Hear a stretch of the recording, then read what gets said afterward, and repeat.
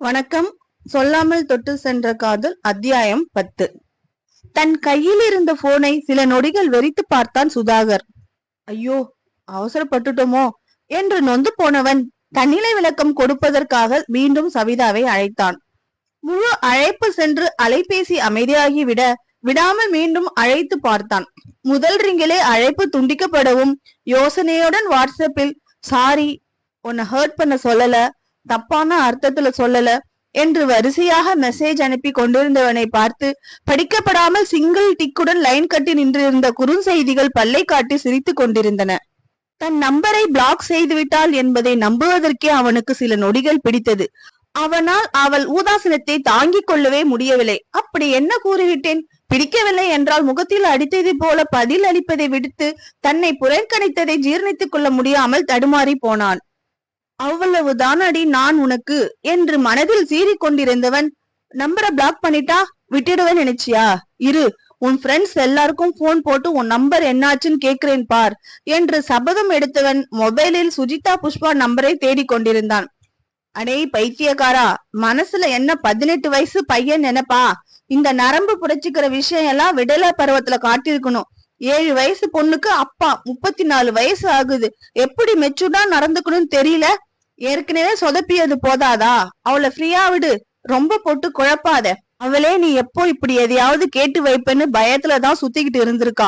கொஞ்சம் விட்டு பிடி என்று மனசாட்சி எடுத்துரைக்க போனை கீழே வைத்துவிட்டு கண்ணை மூடி கொஞ்ச நேரம் அமைதியாக உட்கார்ந்து விட்டான். கண்ணை திறந்து பார்த்தவனுக்கு தன் முன் விரிந்து கிடந்த கோப்பிகளை கண்டு பெருமூச்சு விட்டவன் மொபைலை கையில் எடுத்து, சாரி, என் மனசுல ரொம்ப நாளா இருந்த விஷயம் இன்னைக்கு என்ன மீறி வந்துடுச்சு. இன்னைக்கு இல்லைனாலும் என்னைக்காவது ஒரு நாள் இதை கேட்டிருப்ப. உனக்கு எப்ப கோபம் போகுதோ அப்ப அன்பிளாக் பண்ணிடு. பட் நான் சொன்னதையும் கொஞ்சம் நினைச்சு பாரு என்று மெசேஜை தட்டிவிட்டு தன் வேலையை பார்க்க தொடங்கினான். கையில் இருந்த போனை பார்த்தபடி சோஃபாவில் சுருண்டு படுத்துக் கொண்டிருந்த சவிதாவின் கன்னத்தை நனைத்து கொண்டிருந்தது விடாமல் வழிந்த கண்ணீர். அவளுக்கும் சுதாகரை பிடிக்கும். அவனுடன் மனம் விட்டு பேச பிடிக்கும், சிரிக்க பிடிக்கும். மொத்தத்தில் அவனுடன் பழக பிடித்திருந்தது. எத்தனையோ தருணங்களில் அவளுக்கு பெரும் ஆதரவாக இருந்திருக்கின்றான்.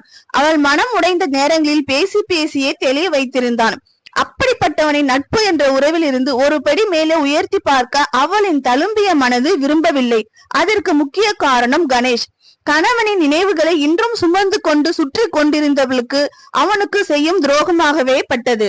எப்படி சுதாகருக்கு சவிதாவின் மேல் ஈர்ப்பு உள்ளதோ அதே போல் சவிதாக்கும் சுதாகரின் மேல் ஈர்ப்பு இருப்பதை அவளாலும் கூட மறுக்க முடியாத உண்மையாகும்.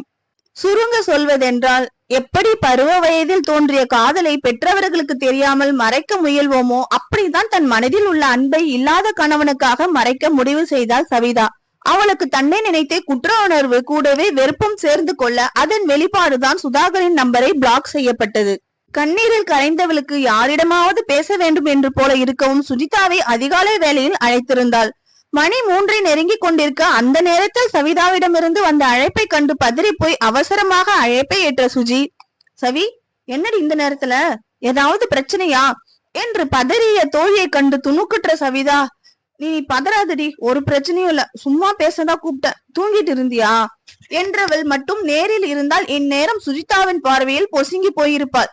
இல்ல, நானும் என் வீட்டுக்காரும் லூடோ விளையாண்டுகிட்டு இருக்கோம், நீயும் வரியா, சேர்ந்து விளையாடலாம் என்றவளின் நக்கலை புரிந்து கொள்ளாமல், லூடோ விளையாடுற அளவுக்கு தான் இருக்கும் பாரு என்று அழுத்து கொண்டவளின் குரலில் தெரிந்த வழியில், என்னடி ஆச்சு, இந்த நேரத்துல கால் பண்ணிருக்க, ஒரு பிரச்சனையும் இல்லைன்னு வேற சொன்ன என்று சிறு பதட்டத்துடன் விசாரிக்கவும் சில நொடிகள் அமைதி காத்த சவிதா, நீங்க சொன்னப்பவே அவன் கூட பேசுறது நிறுத்தி இருக்கணும்டி இப்போ என்று அழுகையில் செருமியவளை கண்டு என்னானதோ என்று பயந்து போன சுஜிதா, என்னடியாச்சி, சுதாகர் பத்தியா பேசுற, என்ன பண்ணா, ஏன் அழுகுற என்று கேள்விகளை அடுக்கடுக்காக வீசினாள். தோழியின் கேள்விகளுக்கு உடனே பதில் சொல்லாமல் சற்று நேரம் அமைதி காத்தவள், நல்லா தான் பேசிட்டு இருந்தான், இன்னைக்கு திடீர்னு என்ன கல்யாணம் பண்ணிக்கிறியா சவிதான்னு கேட்டுட்டாண்டி, என்னால அதை ஜீர்ணிக்கவே முடியல. போன் வழியாக அழுதவளை கண்டு என்ன என்று அதிர்ந்து விட்டாள் சுஜிதா. ஆனந்த அதிர்ச்சிதான். முகம் பார்க்காமல் செவி வழியே கேட்டதால் தோழியின் அதிர்ச்சியை தப்பாக எடுத்துக்கொண்ட சவிதா, எங்கே சுஜி தன்னை தப்பாக நினைத்து விடுவாளோ என்ற பயத்தில், அவன் அப்படி கேட்பான் நான் எதிர்பார்க்கலடி, ரொம்ப கஷ்டமா போச்சு. இப்ப நீங்க எல்லாரும் சொன்னது போலதானே ஆச்சு. சாதாரணமா ஆணும் பொண்ணும் பேசினா நட்பா இருக்காது, நீங்க எவ்வளவு தூரம் சொன்னீங்க, நான் கேட்கல. இப்ப நாங்க பேசினதே வச்சுட்டான். இவனும் மத்த ஆம்பளைங்க போலதான் என்று அழுதவளை எப்படி சமாதானம் செய்வது என்று தெரியாமல் தடுமாறி போய் நின்றாள் சுஜிதா. சுதாகர் திருமணத்தை பற்றி கேட்டது அவளுக்கு சந்தோஷமே. இதைதானே புஷ்பாவும் இவரும் எதிர்பார்த்து இருந்தது. ஆனால் ஏற்கனவே புஷ்பா எந்த சூழ்நிலையிலும் சவிதாவிடம் சுதாகரை தாங்கி பேசக்கூடாது என்று கூறியிருந்ததால் குழப்பமடைந்தாள். சில நொடிகள் பதில் கூறாமல் கண்ணை மூடி அமைதி காத்த சுஜி பின், சவி, ஒரு நல்ல ஃப்ரெண்டா என் மனசுல இருக்கிறத சொல்லவா? நான் கேள்விப்பட்ட வர சுதாகர் நல்ல பையன் தாண்டி. அவனுக்கும் ஒய்ஃப் இல்ல, பொண்ணை வச்சுக்கிட்டு கஷ்டப்படுறான்னு சொல்லியிருந்தல. விச்சு வளர வளர அவனை கைட் பண்ண கண்டிப்பா ஒரு ஆண் துணை வேணும்டி. உனக்கும் ஒரு மோரல் சப்போர்ட் இருப்பான். ஏன் நீ அவன் சொன்னதை யோசிக்க கூடாது? தன் மனதில் இருந்ததை வெளிப்படையாக கூறிவிட எதிர்பக்கத்தில் இருந்து எந்தவித பதிலும் இல்லாமல் போனது. எதுவும் பேசாமல் அமைதியாக இருந்தவளை கண்டு குழம்பி போன சுஜி சவி என்று மெல்ல அழைக்க, நீயும் மத்தவங்க போல ஒரு ஆணும் பொண்ணும் பேசினாலே ஃப்ரெண்ட்ஷிப்பா இருக்காதுன்னு நம்புறல. உன் மனசுல கூட நான் சுதாகர் கிட்ட பேசுனது ஃப்ரெண்ட்ஷிப் இல்லைன்னு பதிஞ்சிருக்கு. அதான் கல்யாணம் பண்ணிக்கோன்னு சொல்ற என்று குற்றம் சாட்ட, அடப்பாவி, இதுக்குத்தான் புஷ்பா அப்படி பேச சொன்னாளா என்று தலையில் கை வைத்து உட்கார்ந்து விட்டாள். கொஞ்சம் உன் கற்பனையை நிறுத்துறியா? நான் விஜயை பிடிக்கும் சொன்னா பிடிக்காதுன்னு சொல்லுவ. சுதாகர் கிட்ட பேசாதுன்னு சொன்னா நல்லவண்டி, பேசலாம் தப்பு இல்லைன்னு பேசுவ. சோ இப்ப நான் என்ன சொன்னாலும் உன் மரமண்டைக்கு வழக்கம் போல ஆப்போசிட்டா தான் ஏறும். அதனால இத பத்தி இனிமே நான் பேச மாட்டேன். பட் ஒரே ஒரு அட்வைஸ் என்று நிறுத்தியவள், இனிமேலாவது நாங்க சொல்றத மண்டையில ஏத்தி நடக்க பாரு. அந்த வெள்ளப்பள்ளி சுதாகர் கிட்ட பேசாத. அவன் கால் பண்ணாலும் கட் பண்ணிடு. அவன் எப்படியாவது போகட்டும். நீ பேசி பேசி இன்னும் காம்ப்ளிகேட் ஆகிக்காத, சரியா? உன் மனசுல எந்தவித கெட்ட எண்ணமும் இல்லாம இருக்கலாம். பட் அவனுக்கும் அதே நினைப்பு இருக்கணும்னு எந்த அவசியம் கிடையாது. அவனை ஒதுக்கி வை என்று அறிவுரை கூற வாயை மூடிக்கொண்டு அமைதியாக கேட்டுக்கொண்டாள். சவிதா அமைதியாக இருப்பதை கண்டதும் அவள் மனநிலையை மாற்றும் பொருட்டு, சரி பேசி முடிச்சாச்சுல, வா லூடோ விளையாடலாம் என்று அழைத்த தோழிக்கு, இல்லடி எனக்கு தூக்கம் வருது, நீ அண்ணா கூடவே விளையாடு, உங்களை வேற பாதியில டிஸ்டர்ப் பண்ணிட்டேன் என்று உண்மையாகவே கூறியவளை கண்டு தலையில் அடித்து கொண்ட சுஜி, இங்கிருந்து செருப்படுத்து வீசுன்னு வச்சுக்கோ, நேரா நடுமண்டையில வந்து விழும். ஆலய மூஞ்சியும் பாரு. உங்க நொன்னா அப்படியே விளையாண்டு கிழிச்சிட்டாலும் பேசுறதுக்கே வழிய காணுமா? அவர் தூங்கிட்டு இருக்கார், மரியாதையா விளையாட வாடி என்று சீறியவள் வர மறுத்தவளை வம்படியாக விளையாட வைத்தாள். சவிதாவும் சுதாகரும் ஒருவருக்கொருவர் பேசிக்கொண்டே 2 மாதங்களுக்கு மேலானது. முதலில் சுதாகர் சவிதாவிடம் பேச எவ்வளவோ முயன்றும் முடியாமல் போனதால் சரிதான் போடி என்று விட்டு தன் வேலைகளை பார்க்க தொடங்கினான். இருந்தும் மனம் கேட்காமல் நடுவே 2 தடவை விச்சுவை அவன் ஸ்கூல் நம்பருக்கு அழைத்து பேசியிருந்தான். அம்மாக்கும் உங்களுக்கும் சண்டையா? உங்ககிட்ட பேசணும்னு சொன்னாலே கோபப்படுறாங்க என்று சோகத்துடன் பேசிய விச்சுவிற்கு, சின்ன மிஸ் அண்டர்ஸ்டாண்டிங், சீக்கிரம் சரியாகணும். அம்மா எப்படி இருக்கா?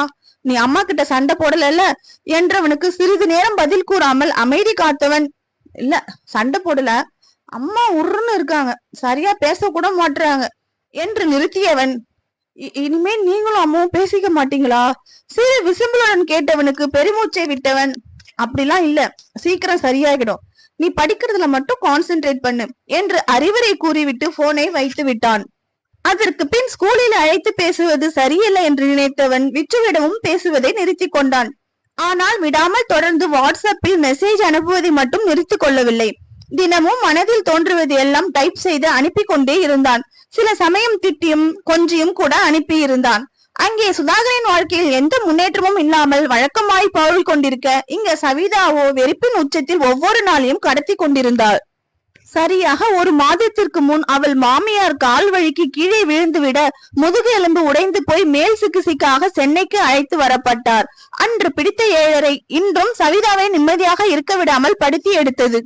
முதுகுத்தண்டில் ஆபரேஷன் செய்த பின் ட்ரீட்மெண்ட்டுக்கு வசதியாக இருக்கும் என்று சவிதாவின் வீட்டில் தங்க வைக்கப்பட்டார் கணேசின் தாயார். கல்லூரிக்கு செல்லாமல் அவர் கூடவே இருந்து பார்த்து கொள்ளும் பொறுப்பு சவிதாவின் தலையில் விடிந்தது. கணேசின் 2 அண்ணன்களும் தங்கள் தந்தையை தாயாருக்கு உதவியாக விட்டுவிட்டு சவிதாவிடமும் பொறுப்பை ஒப்படைத்துவிட்டு தங்கள் வேலைகளை பார்க்க ஊருக்கு கிளம்பி சென்றனர். ஹாஸ்பிட்டலில் இருந்தவரை அங்கிருந்த ஆயாமா மாமியாரின் இயற்கை உபாதைகளை பார்த்து கொண்டனர். வீட்டிற்கு வந்த பின் டயப்பர் மாட்டி விடுவதில் இருந்து சிறுநீர் பையை கழட்டி மாட்டுவது, அவர் உடலை சுத்தப்படுத்துவது, சோறு ஊட்டுவது வரை அனைத்தும் இவளிடம் தள்ளப்பட்டது. மகனை பள்ளிக்கு அனுப்பிவிட்டு மாமனாரின் காலை உணவை பரிமாறிய பின் மாமியாரை கவனித்து மதிய சமையலை முடித்த அனைவரும் சாப்பிட்டு முடித்த பின் ஓய்ந்து போய் தனக்கு தட்டில் உணவை இட்டு 2 வாய் உள்ளே தள்ளி கொண்டிருக்கும் போதுதான் அம்மாடி சவிதா, அத்தை மோஷன் போயிட்டா, கிளீன் பண்ண உன்னை கூப்பிடறா பாரு. மாமனாரின் குரலில் மெல்ல உணர்வுகள் மறுத்து போக எழுந்து செல்வாள். 2-3 முறை மாமனாரிடமும் மூத்தாரிடமும் தனக்கு கஷ்டமாக இருப்பதாக சொல்லி பார்த்தும் யாரும் கேட்பதாக இல்லை என்றதும் தானே காலையும் மாலையும் அவரை சுத்தப்படுத்த வேலைக்கு ஆளையும் ஏற்பாடு செய்திருந்தாள். அந்த பெண்மணியிடம் சரியாக சுத்தம் செய்யவில்லை என்று இல்லாத போலாத குறைகள் சொல்லி சண்டை போட்டு வரவிடாமல் செய்துவிட்ட மாமியார் மேல் கொலைவெறியில் இருந்தாள். 1 மாதம் கடந்தும் எந்தவித முன்னேற்றமும் இல்லை என்றதும், மாமா காலேஜுக்கு இதுக்கு மேல லீவ் போட முடியாது, கண்டிப்பா போயாகணும், அத்தைய பாத்துக்க பெரியக்காவை இங்க வர சொல்றீங்களா என்று மூத்தாரின் மனைவியை அழைக்க சொல்லி பேசவும் முகம் சுண்டி போனது மாமனாருக்கு. பெரியவங்க கிட்ட பேசிட்டு சொல்றேன் என்று அங்கிருந்து எழுந்து சென்றார். 2 நாட்கள் சென்ற பின் மகனை பள்ளிக்கு அனுப்பிவிட்டு உள்ளே வந்த சவிதாவிடம், அம்மாடி கொஞ்சம் உட்கார், உங்ககிட்ட பேசணும் என்று ஆரம்பித்தவர், நான் பெரியவங்க கிட்ட பேசினேம்மா, அவன் என்ன சொல்றானா, நீயும் விஸ்வாவும் எத்தனை நாளைக்கு இங்க தனியா இருப்பீங்க? சரி, நீ விருப்பப்பட்டுன்னு வேலைக்கு போக சம்மதிச்சோம், ஆனா இப்ப அத்தைக்கு இப்படி ஆகிடுச்சு. பெரிய மருமவ இங்க வந்துட்டா பசங்களை யாரு கவனிச்சுப்பா? வயல்ல நடவு வேற நட்டு இருக்கு, பாக்க ஆள் இல்லாம எல்லா வேலையும் அப்படியே கிடக்குது. என்னாலே இங்க ரொம்ப நாள் இருக்க முடியாது. அதனால நீ பேசாம வேலையை விட்டுருமா, நாம ஊர் பக்கம் போயிடலாம். விஸ்வாக்கும் அங்கேயே ஸ்கூல் பாத்துட்டோம், எப்படி இருந்தாலும் நீங்க அங்கதானே வந்தாகணும். கணேஷ் இருந்தா வேற, இப்ப நாங்க தானே உங்களை நல்லா பாத்துக்கணும். விஸ்வாவுக்கு நல்லது அந்த வீட்டுலதான் நடக்கணும். நீ நாளைக்கே வேலையை விட எழுதி கொடுத்துடு, நாம சேர்ந்தே ஊருக்கு போயிடலாம் என்று நீளமாக பேசியவரை கண்டு பேச்செழுந்து போய் நின்று விட்டாள். எவ்வளவு சுயநலமிக்க மனிதர்கள் இவர்கள் என்று நினைத்தவளுக்கு கோபத்தை கட்டுப்படுத்த பெரும் போராட்டமே தனக்குள் நடத்தினாள். கழுத்து நரம்புகள் புடைத்து கொண்டு நிற்க கம் போட்டு ஒட்டியது போல வாயை இருக்க மூடிக்கொண்டு நின்றவளின் முகத்தை நிமிர்ந்து பார்த்தவர், அத்தை தனியா இருப்பா, அவகிட்டயே அதை சொல்லிட்டு வர என்று விட்டு உள்ளே சென்றவர் அவள் சம்மதத்தை எதிர்பார்க்கவில்லை. நான் உன்னிடம் கூற வேண்டியதை கூறிவிட்டேன், நீ வந்தேதான் ஆக வேண்டும் என்ற மனநிலையில் அவர் இருப்பதை கண்டு கொண்டவளுக்கு அழுகை பீறிட்டு வந்தது. ஏற்கனவே தேவையான அளவு தோழிகளிடமும் அவள் அம்மாவிடமும் புலம்பிவிட்டாள். அவள் அம்மாவோ வயதானவர்கள், ஒருவேளை எனக்கு இப்படி நடந்திருந்தால் நீ என்ன செய்திருப்பாய் என்ற கேள்வி கேட்டு அவரின் 2ஆம் கட்ட மனநிலையை தெரிவுபடுத்தினார். தோழிகளோ, உனக்கு இது தேவையில்லாத வேலை, கணேஷ் இல்லாத போது அவர் அன்னைக்கு நீ சேவகம் செய்யணும் என்று எந்த அவசியமும் இல்லை, முதல்ல அந்த அம்மாவை வீட்டை விட்டு வெளியே அனுப்பு என்று தினமும் ஒரு பக்கம் அவளின் நிம்மதியை பறித்து கொண்டிருந்தனர். அன்று முழுவதும் பேசாமல் வாயை மூடிக்கொண்டு திரிந்தவள் முதல் முறையாக தன் மாமியாரிடமும் கோபப்பட்டாள். இவர்கள் சொல்வதற்காக எல்லாம் வேலையை விடும் அளவிற்கு அவள் ஒன்றும் முட்டாள் இல்லை. ஆனால் நிறைய இவர்களிடம் போராட வேண்டி இருக்கும் என்று நினைத்தவளுக்கு கழிவிறக்கத்தில் அழுகை வந்தது.